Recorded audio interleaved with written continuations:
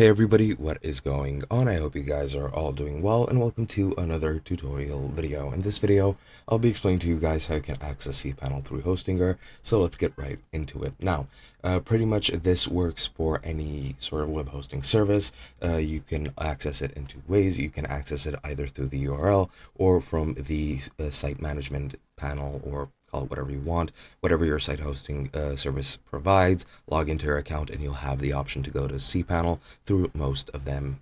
So yeah, let's get right into it.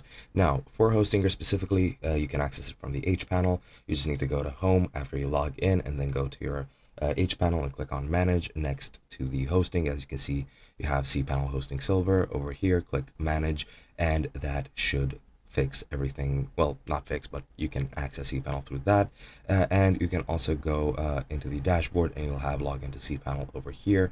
And then you'll be directed to the cPanel login, which you can then log in through, enter your credentials, and then you can use cPanel. Now, other than that, you can use the direct URL. As you can see, you have general information. Once you click on manage next to your hosting, you'll have your general information, which is access links. In this case, it's your domain, HTTP or HTTPS, your domain /cPanel, or port. In this case, it's 9999. However, I'm pretty sure the port for cPanel is 2082 or 2083 or 2086. There's a lot of ports that lead to different places on cPanel. 2082, I think, leads to cPanel. 2083 leads to the web host manager. Same for 2086 and 2087, as far as I'm aware.